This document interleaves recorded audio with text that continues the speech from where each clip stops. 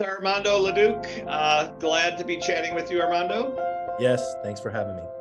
So, Armando, we've got to know each other a little bit, and I appreciate you and have fun hanging out. And you've helped me with a few ahas. So, I'd like to talk about your topic of your business is a movie, and how do we as visionaries not promote ourselves, but get our message and our story out there. So, again, can you just kind of fill me in a little bit about? So you're a keynote speaker on this topic, correct? Yeah. Okay, great. All right, yeah. So tell me a little bit more about your business as a movie, and I definitely have some questions because I've been working on this for about 20 years. So Yeah, so it's a 5-step process.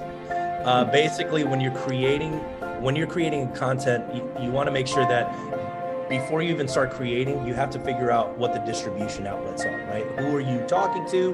What's the audience? So in your development phase, which is phase 1, you're figuring out, okay, who are we talking to? What are the topics that we're coming up with?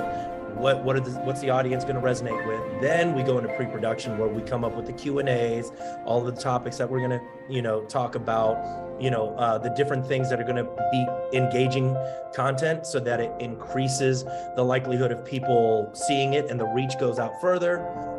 Then we're talking about production where we're batch creating the content in one day for the month so that you're not having to think about it every single day. And then we roll into post-production where you edit everything with your branding and your color palette and your mood board and all of that. And you can obviously go down a rabbit hole into that whole thing, and then you distribute the content across your platforms and then rinse and repeat every month.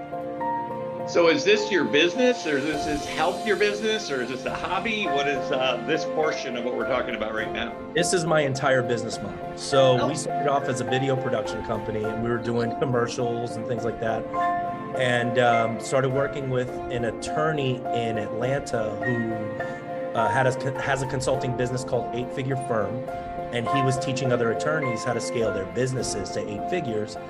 And so he hired me to come and shoot all of his video content, which I hadn't really thought of before. So we were shooting anywhere from 20 to 50 pieces of content in one day.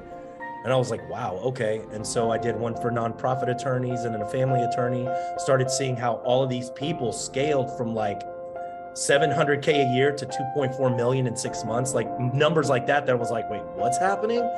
And so I was like, I want to do this for my business, and he was like, Armando, you have a 7-figure business. You just need to, start getting in with the marketing. And so I started doing content marketing for my own business, and we scaled like exponentially. So yeah. So you're client number 1. Oh yeah, 100%. Yeah. Which is why I think when I'm talking to people about it, there's so much conviction and passion, because I'm like, it works. It worked for me. It'll work for you. Love it. And, we created the Visionary Forum to learn from other amazing visionaries that want to and need to connect. And we're not a networking group to each other. We're a networking group for each other and through each other, as you mentioned. And so I love this. And so I've had a lot of, frustration over this, where people are like, hey, you have amazing content and you've got amazing stories, but how do we get it out there? And I've gone through so many different marketing groups and people, and it often appears as selling, and I so don't like that. And so even these conversations, I get so much out of it, and we clip it into a few things that are, nuggets or ahas that people are like, that was interesting. I learned something, and then now I know who to go to for something like this. And then you mentioned before the imposter syndrome. So define imposter syndrome for me. Imposter syndrome for me is all of those insecurities, the little voice in your head that's telling you to not go forward with something because you're afraid of the judgment. And let's be real, social media can be cruel. There's trolls out there. So, and I've experienced it, and as you become more successful and more and your reach goes out further, more and more people will, there is the possibility of that. But don't let that deter you, because that's the minority.